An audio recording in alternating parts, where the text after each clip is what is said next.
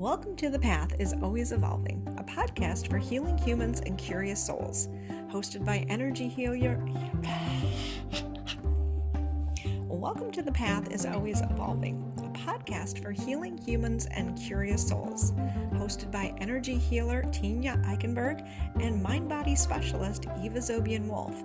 This show blends science and spirit to explore real-life healing, self-care, and personal transformation. No fluff, no fixing, just grounded conversations that meet you where you are. Because healing isn't linear, but the path, it's always evolving.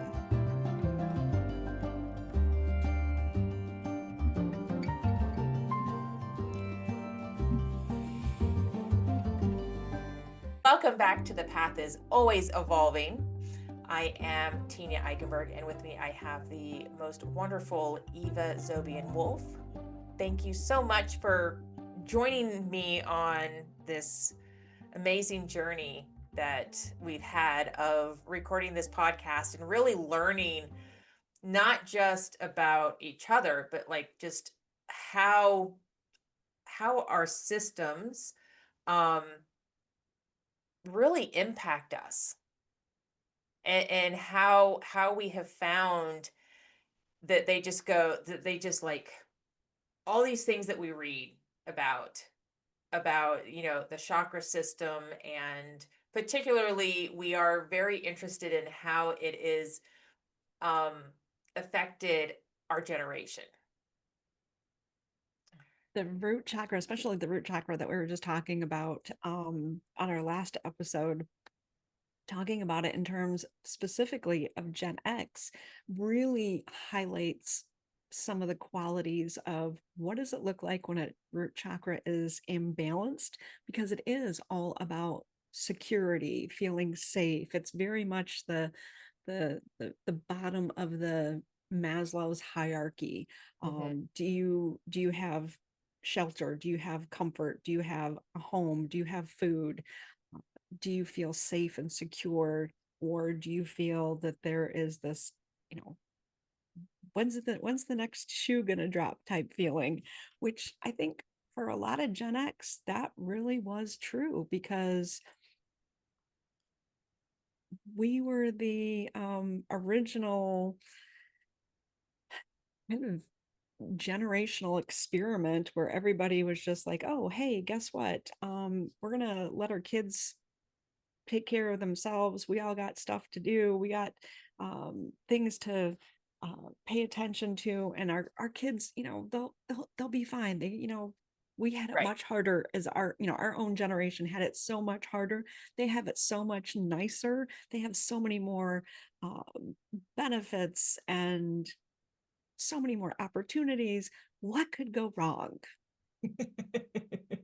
Now, our generation was like, we were the experimental generation.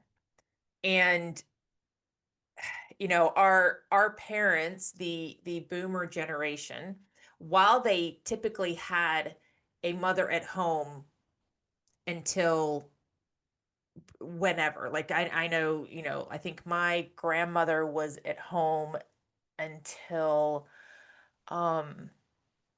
probably, I think my dad was the youngest of four, and he was primarily raised by my grandfather. We can tell the difference between the first set of siblings, the first two and the last two in my dad's family. The first two were raised by my grandmother and were more I don't want to say put together, but like they were more polished. And my dad and his older sister, who were primarily raised by my grandfather, were more casual.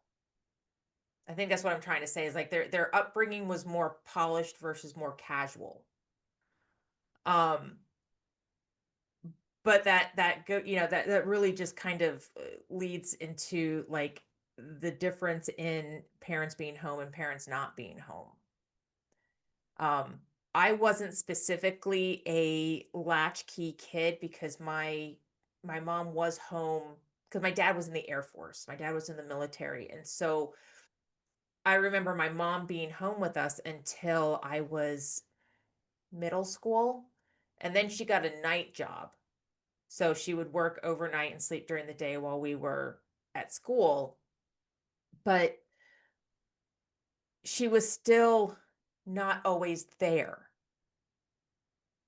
And there were times that, like, my dad would come home from work and, like, he didn't care where we were as long as we were home, right? We told him where we were going, but I mean, we always told our parents where we were going. Whether we really went there or not is another That's the is another thing. thing.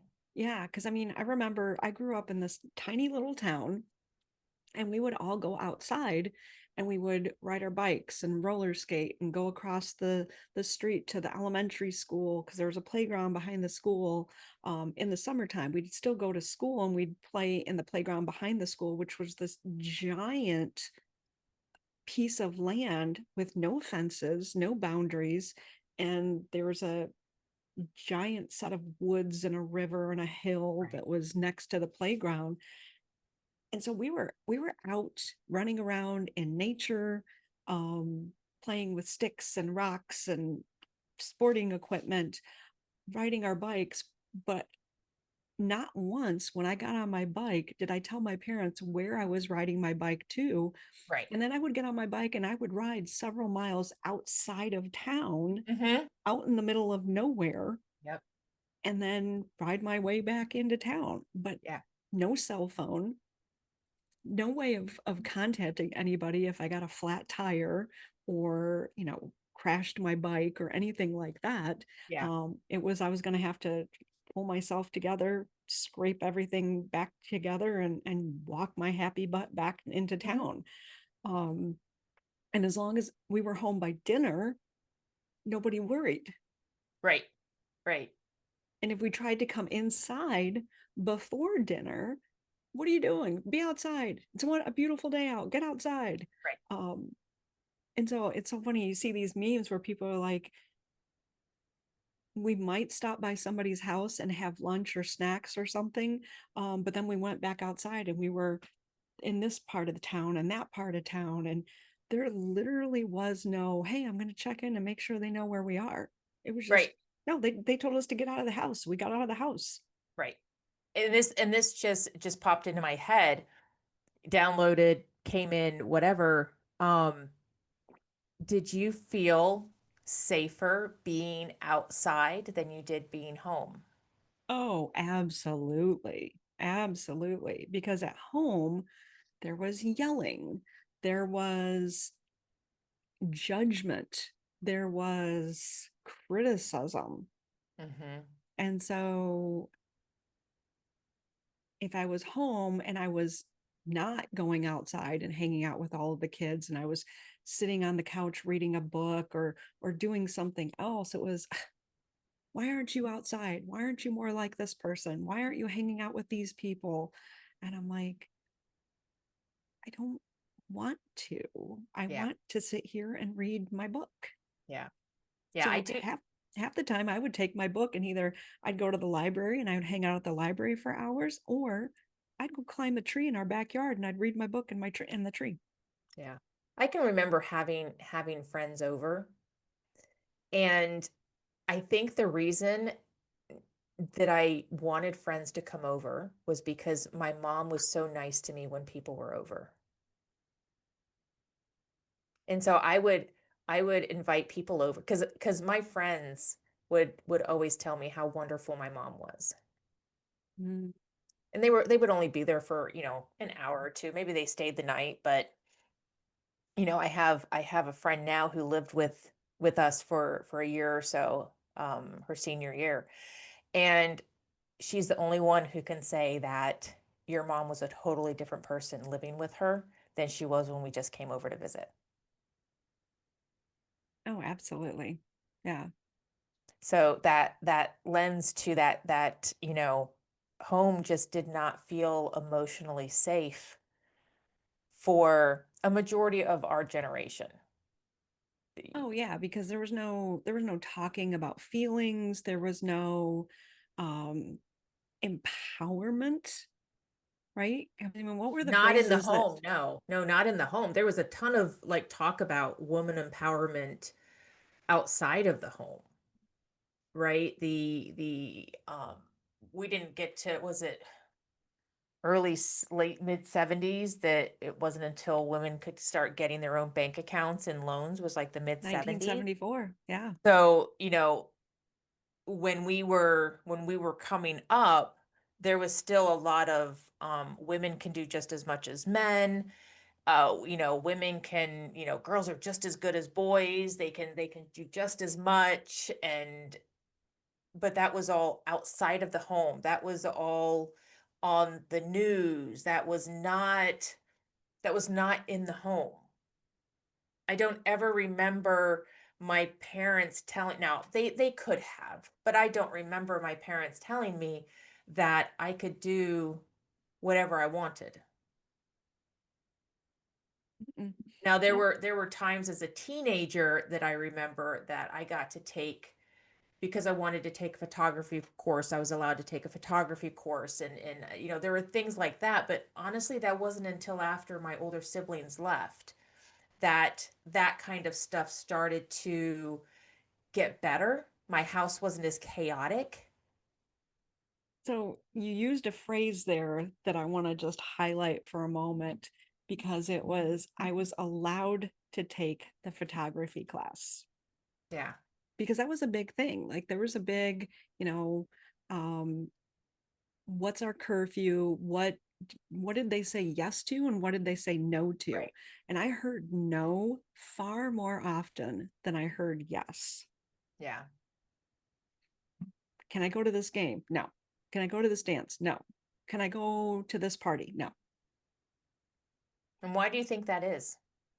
Oh, because my parents were super strict and super controlling, and they didn't see the value in me spending time with friends. Yeah. When I first went away to college, my dad called me, I don't know, like on a Friday night or something, and there was a bunch of people in the background, and he immediately lost it. He's like, "What are you doing? You're not there to have fun, you're there to learn." Right. And that was the mentality is life is not fun. Life is not supposed to be fun. Life is supposed to be hard, and you're supposed to work hard and save money so that you can get a good job and you can marry a nice man, and then you'll be happy. Yeah. Yeah. That was the Welcome timeline that they to repeated over and over and over.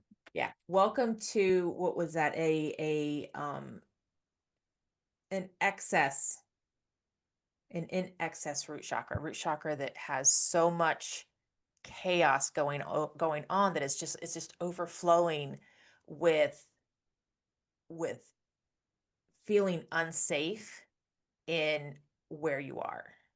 Yes. And then when that happens, the way it shows up is fear of change. Yeah. I want to change my job because I'm not happy, but I'm afraid Right. because what if I can't find another job? What if I get the new job and the job sucks worse than this first job? Yeah. And that's this constant fear. I want to move cities. But what if I don't like the city as much as I like this city? What if I move and I regret moving? Right. Yeah. And so there's a lot, it shows up in a lot of different ways that we don't necessarily think about. And that ability to be, and the thing is that if our root chakra is imbalanced, and the thing is, this is the trauma informed yoga therapist talking. Um, Even if you grew up in a house filled with love and security and um, emotional intelligence, you still experienced something Hmm. periodically that challenged your ability to feel safe and secure. Yeah. And it's still going to show up. It's just going to show up differently for you. So, root chakra is something that everybody can work on, especially if as you're listening to this and you're hearing something that resonates with you, or you're like, ooh, we are constantly challenged in everything that we do in life, our work, our home, our community, our everything. Hmm. um our ability to feel safe is directly tied to the root chakra. So if we don't feel safe, like I'm getting ready to jump on a plane and fly across the country, and I'm thinking, I'm not really comfortable getting on a plane right now, that's a feeling of safety. And so Right. you're going to see little root chakra moments popping up, and the practices to pacify and calm that can help you to see the fear and not succumb to the fear. Right. So what one of those things that you can do is reground, is grounding. I mean, grounding is probably, in my opinion, the most beneficial practice that you can do to anchor your foundation in. And Absolutely. there are many different ways of grounding to balance your root chakra. The first thing you have to do is have an awareness that your root chakra is off kilter. Well, and even without saying the phrase, like my root chakra is off kilter, if you're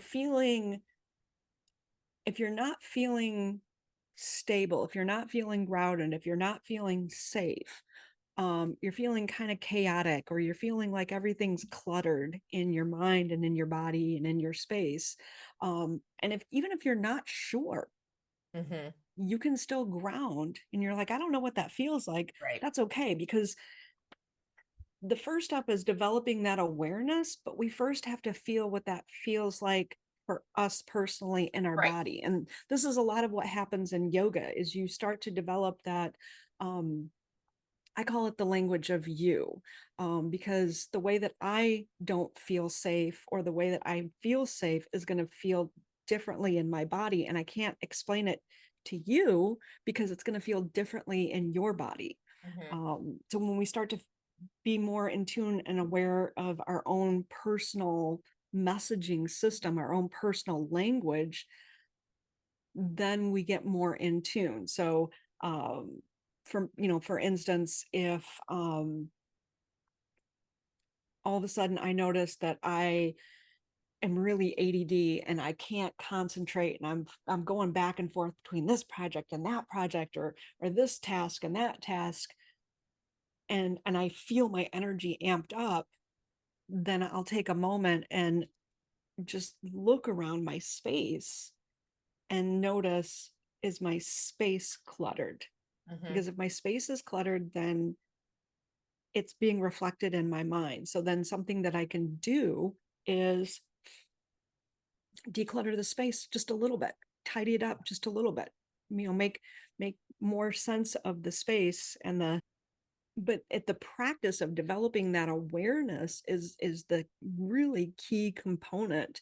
um but once we and even if we don't know, if we're just like, I don't even know what that feels like, then using those opportunities to ground helps us to see, okay, what does it feel like when I do feel balanced? What does it feel like when my mind is more clear, when I can start doing the dishes and only do the dishes because I stayed there in that moment and I finished them, instead of halfway through washing the dishes, I'm like, oh, let me throw a load of laundry in, and let me start cleaning the shower, and let me make the bed, and let me do all these things. And then you look back and you still haven't finished the dishes, Right. because that's chaos. Yeah. Which is, and all of this comes back to, how is the energy moving through your body? Is it moving at all, or is it stuck? Right, so that's the deficiency, where it's stuck and it's not going anywhere, Mm-hmm. which means it can't go up into the other chakras. Or is it moving, but it's moving in a distorted type of way, Mm-hmm. where and that's where the chaos shows up. Right. So you can ground by just you can ground right now Mm-hmm. by just putting your feet on the floor wherever you are, and just pushing your feet into the floor, and pushing your your spine, pushing the seat of your spine down towards the floor and just pressing firmly into the floor and just recognizing I'm here. Right. Yeah, just feeling that anchoring. And if you have difficulty, because I know when I first started on my healing journey and I was learning what grounding was and how to ground, I had a difficult time standing still long enough to feel my feet anchor into the ground. And I would find myself like, slightly bouncing because I couldn't stand still long enough. I couldn't sit still long enough. And so that's when I had to start including that visualization. I had to close my eyes, put my hand on my heart, and visualize. And this took some time too, because I was not at that time using my imagination very much. And that's where visualization comes in, is you use your imagination. You take yourself back to kindergarten and you imagine this cord coming from either the sole of your feet, from the base of your spine, and you just have this cord that just goes all the way down into the center of the earth. And you just grab onto that energy that our earth has. Or you can, imagine it wrapping around a tree or something. But and then you just imagine this energy being pulled back up into your body. It's interesting that you brought up going back to kindergarten, because one of the things that we can do is imagine our younger self and bringing our younger self and our current self together, Mm-hmm. and speaking to our younger self and saying the things that we wanted to hear as our younger self, right? So our current self goes back and says, you are enough, you matter. So in talking with your younger self, you're saying the things that you wanted to hear, but nobody was saying them to you. Or it can be something as simple as taking the hand of your younger self and walking with her or him, and just being there and being that presence, that loving, mothering, fathering presence that you wanted but didn't have, because not because your parents didn't care, they didn't love you, but because they didn't know how to be the parent that you needed. Right. Right. They didn't. And Just in like that just like generation, yeah. right, quite frankly, all of them failed in some way, the same way that we as parents failed in some way with our kids. Right. Right. Yeah, and I think, just a side note, that if you find bringing your little me into your imagination and having a conversation with them, if it brings up emotions, there's a good chance that you may cry. Oh, absolutely, And absolutely. so, just to be aware that, let yourself have those emotions, because that's showing you that you were missing something that you really wished you had had. And reparenting ourselves is so important. No matter how old we are, no matter what generation we're from, reparenting ourselves, I think, is a necessary action that we eventually need to take, because we ourselves, as parents, if we become parents, even if we don't become parents, you get an understanding when you're an adult as to how you wished you had been raised. And so you can still reparent your inner child even if you're not a parent. But it's I think it's something that we all need to look back and go, yeah, my parents totally failed in this area. But they failed in this area because they weren't given the parents that they thought they deserved, and so on and so forth. And this isn't a knock at our parents. Mm-mm. Um, we both know that we were loved by our parents. What level that was at is different for both of us, because our parents only loved us the way they knew how. Just like we can only love our parents the way we know how. But take the time to have a conversation with your mini me And and really dig into what is it that your mini me is missing.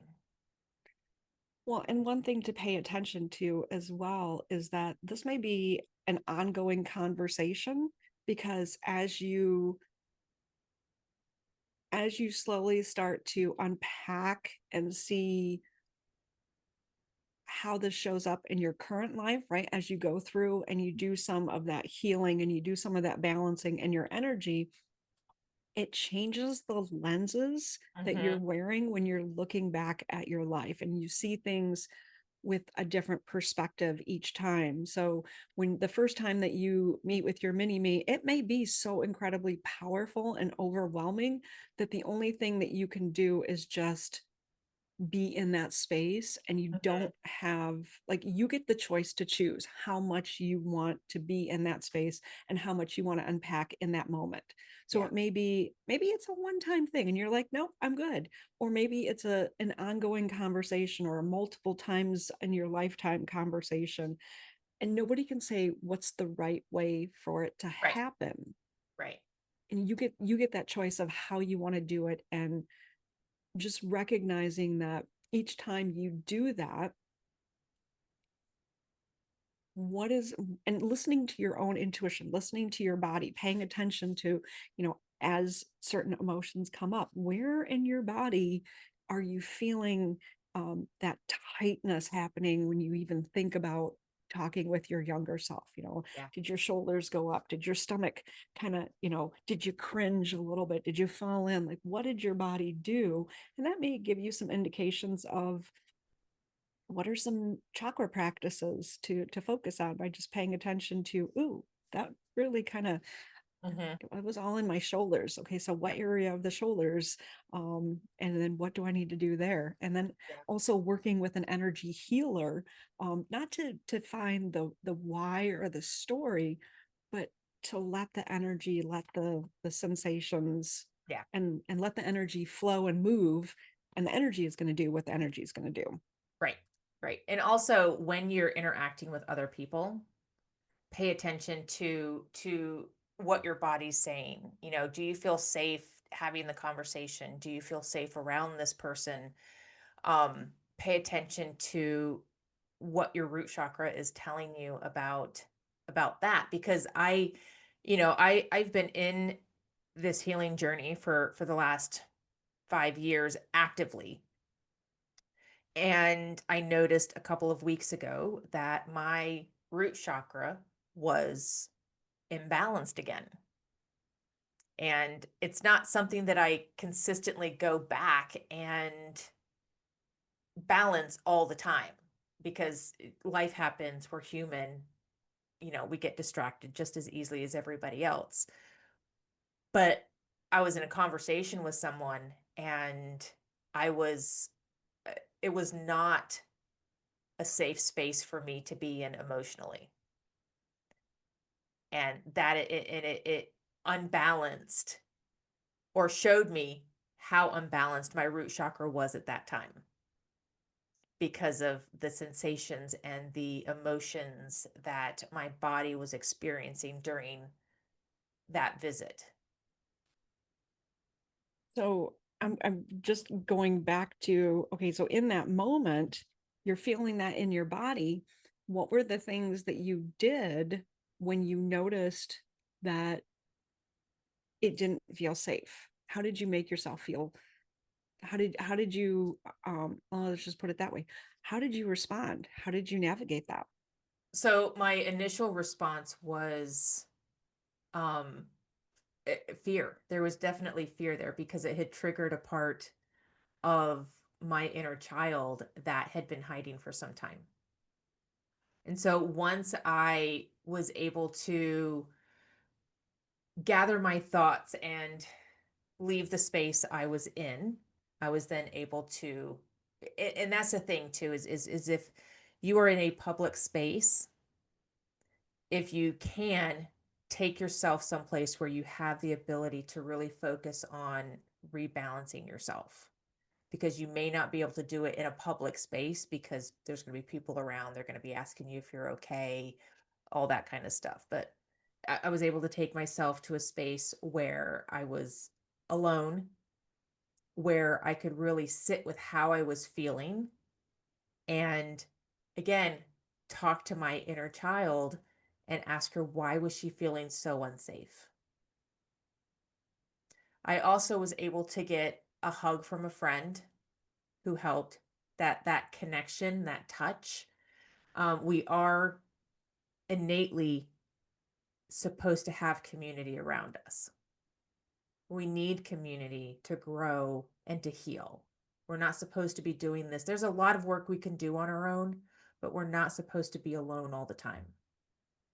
Our body actually secretes a hormone that asks us to seek out other people in times of distress. Mhm. It's oxytocin, Yeah, and it's telling us we're not meant to carry our battles alone. right. So I was able to talk with my inner child. I was able to um, give her the love in that moment that she was really needing. And I was able to let myself know that I wasn't being punished anymore for who I was. Because in that moment that that conversation happened, I was punishing myself because I thought I made the other person upset.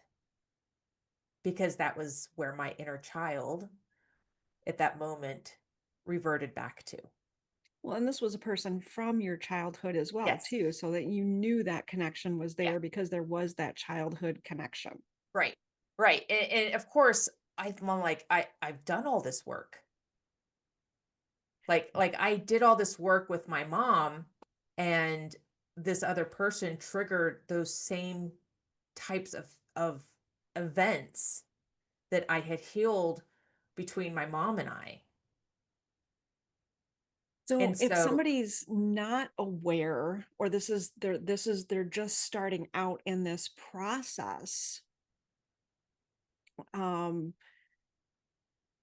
let's talk about some scenarios where they could pay attention to those things. So right, um, my favorite example when I'm talking with students about this is all those times when you first started dating somebody and there was these little sounds and sensations inside of you where you're like, you know, they don't like popcorn or they don't like pizza, or and you're just like, ugh, right? But we yeah, don't listen, and we're like, well, maybe this is the, this is, they're going to be a good fit for me. Maybe they're going to be right. And then after we break up, we're like, how did I miss these signs? yeah. Yeah.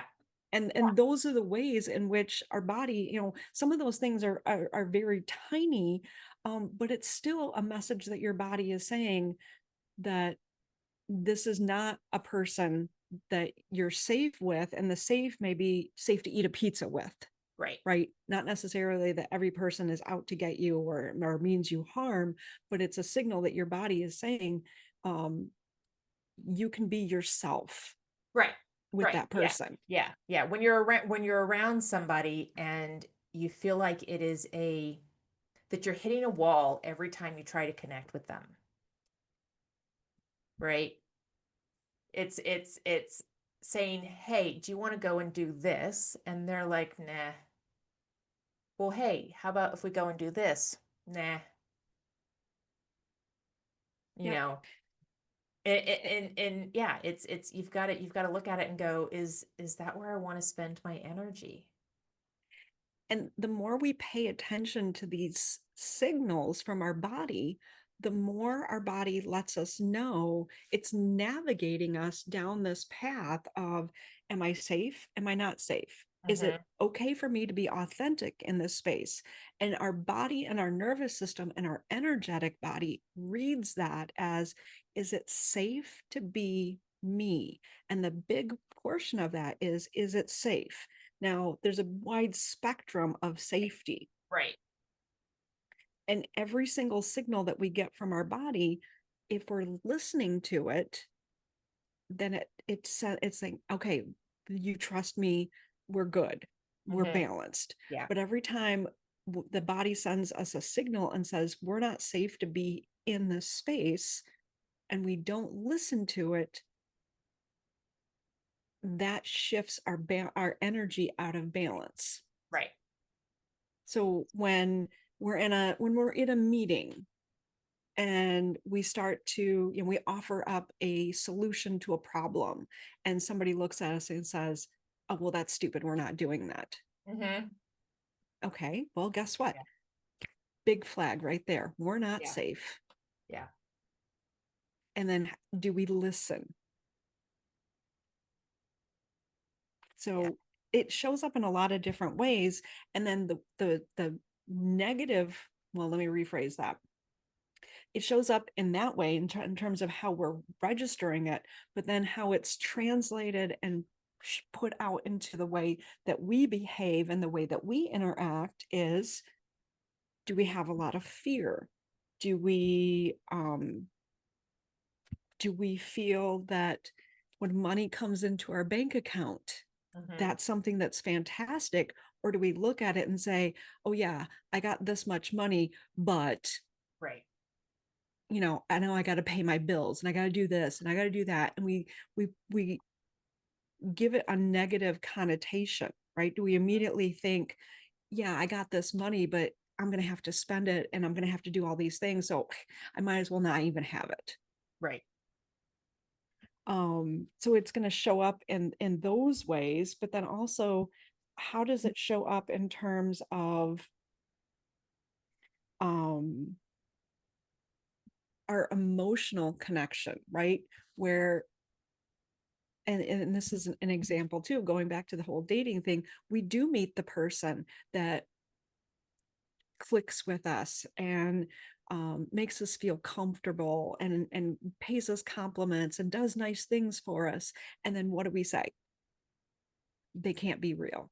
Yeah. There's no way that like there's something else going on. And so When I we was a don't. teenager, perfect example, when I was a teenager, I had a couple boyfriends who treated me really nice. Now I was 13, 14, 15 years old, but my excuse for breaking up with them was they were too nice Hmm? because I didn't believe that I was entitled to that Because it didn't feel safe. because it didn't feel safe to be treated with such kindness. Yep, it was uncomfortable. It Yeah. was uncomfortable, and our Yeah. nervous system was like, and that's the thing, this is a bit, and I love that this got brought up. One of the big reasons that we do all of this work is not to be able to handle stress more, it's to be able to feel comfortable in the spaces where we are safe, to Right. feel more joy, to feel more secure, Right. to um have that ability to feel abundant, to feel wealthy. Wealth is so much more than just money. Wealth is Mm-hmm. resources. And to be able to feel gratitude in terms, and this is not the toxic positivity, gratitude, like we should feel grateful for everything that happens. Like I should feel grateful that I got cancer. No, it's, that's not what I'm saying. It's, how do we see the things that we have that help us navigate, that Yeah. help us through the shit storms in our life? Right. And I will tell you that there may come because I've just had this epiphany that the universe was like, look, we we were trying to show you what it feels like to be taken care of, what it feels like to have nice things done for you. And you weren't getting the message. And so when I met my husband, I got pregnant. And so the universe was like, this time you're going to stick with this one. That's too funny. That's too funny. And this thing is that, and that is exactly the universe. Like there is a karmic destiny for a Yeah. person, and there are certain things that we can't change. There are certain milestones that are part of your karmic Right. journey that have to happen. But what happens in between those milestones is determined by the choices that we make and the things that we do. Right. We still And have free will, but yes. you know, the universe is gonna try to guide us down this path that is for our highest and best, for us to be able to learn these lessons in this human experience that we're supposed to be learning. And yes, it's entirely up to us whether we go down that path or we go, yeah, I think I'm going to take a detour this time.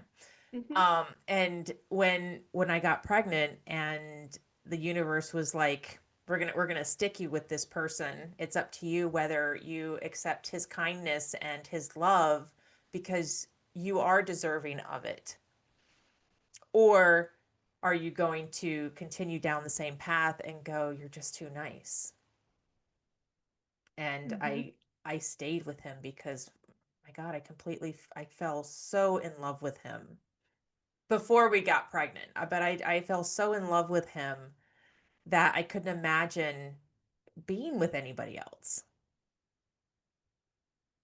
And it's, and you have all of these moments where, yes, the universe is sending you lessons, and we get the choice whether to learn the lesson or not. And if we don't, the universe keeps sending the lesson Yeah, in different ways. yeah, yeah. And so part of the energy work, part of the chakra work is paying attention to our patterns. And if we Hmm. see a pattern where we think, oh man, every time something good happens, I immediately think, when's the bad going to happen? Right. When is the shoe going to drop?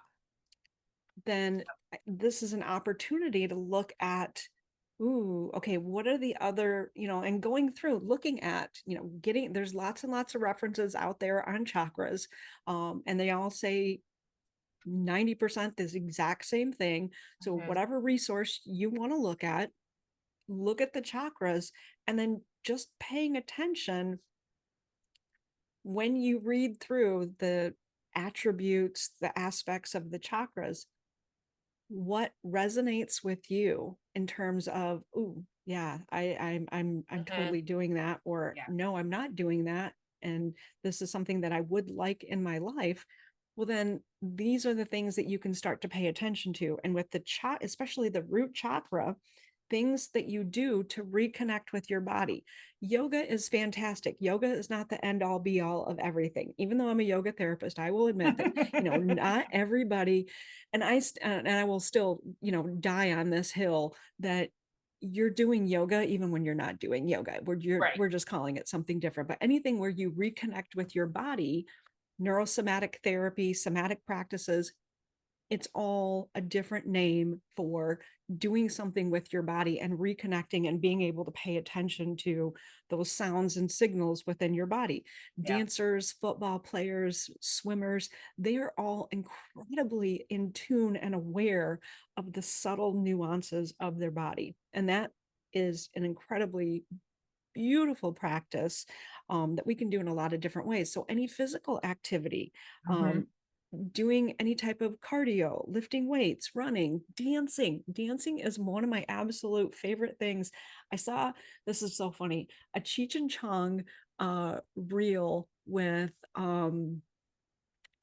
that song "Here She Comes" playing in the background, and they just started to shimmy a little bit, and they're both shimmying to the sound of that music, and they're Yeah. like, a shimmy a day keeps the smile in your, like, it was something along those lines.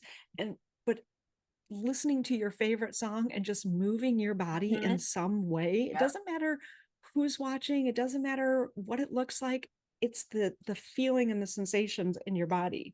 Yeah. Um, lots And of if touch. you find yourself, because this will happen to me on occasion when I start dancing, if you find yourself starting to cry or tear up, that is energy that needs to move out of you. Keep dance through the tears. As much as it feels As much, comfortable to you. yeah, absolutely. As much as it feels comfortable, anything you do as much as it feels comfortable. Don't push yourself if it's not comfortable. But when every time I start to tear up when I'm dancing, I'm like, ah. Because you start, Yes. it does it too when I do laughter yoga, Mm-hmm. because it's just when energy gets moving, and when you're doing Absolutely. things that are more jarring is the only word that comes to mind, because Mm-hmm. yoga practice is typically more calm movements, right? It's not as jerky. I guess It the can word I'm be. It depends on it's more fluid, but there is some it I take it back, because some of the classes that I teach, I will literally have people jumping up and down, okay. because I'm like, that's moving energy. That's Yeah, how you, yeah, and absolutely. when you jump up and down and you shake your body. I mean, you can do this right now by just shaking your hands like crazy and just flicking your Mhm. hands and your wrists, and then before you come to a stop, make sure that you're here and you're paying attention, and then just notice as soon as you Yeah, come to a stillness, like bring your awareness to your hands, and you'll feel that little energy yeah, pulse within you. So you can do it, by shaking your hands. You can do it by jumping up and down. You can do it by bouncing on your toes. um, and then when you come to a stop, like, oh, that little energy, love that sensation. um, so yeah, I think it really depends on the yoga teacher. um, I Sorry, stand corrected. I'm sorry. I'm like, I'm just Okay. laughing because and I did this a couple weeks ago with my class that I teach. And I was like, okay, we're gonna bounce up and down and have fun. And Right. the smiles and the laughter that happen once we come to stillness, it's just, I Yeah. absolutely love that. Yeah. Yeah. And that's why I love, laughter yoga and dancing and just getting things moving, getting that chi moving. Hmm. I bought a hula hoop a few weeks ago just for that, because I was like, I'm Yeah. going to start practicing my hula hoop. I might go get a hula hoop. I have roller skates, but I have no one to roller skate with anymore. So yeah, my friends are not roller skating because they fell.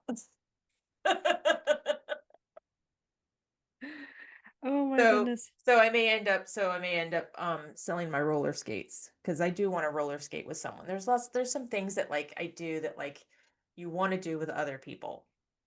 Right. I've become my own best friend. I do a lot of things alone. Um because there are a lot of things that I want to do that nobody else wants to do. So I do them by myself, but roller skating was not one of them, because if I do fall and get hurt, I don't want to be alone. If I am almost 50 years old, so I do have to take that into account, that I don't want to fall on my own when I'm by myself. I just don't. Um, so yeah, so get your body moving to release that energy as well. And if you feel things come up, as long as you feel safe to just let those tears, that laughter come, do it. If you may even feel like you're going to throw up, run to And the bathroom and let yourself throw up. that's an important, because we talk about laughter and tears, but Purging. any emotion, it may Yeah. be anger, it may be, and that's the thing is, whatever emotion comes up, just recognizing everybody's nervous system is different. It may Mm-hmm. be small emotions, it may be big emotions, Yep. it may be no emotions, and Yeah. all of them are completely, it's a very unique experience. Yep. So just being mindful, and if the at any point in time the emotions get too big and it feels that it's more than you can handle, that's definitely the time and space to connect with the your mental health professional, Mhm.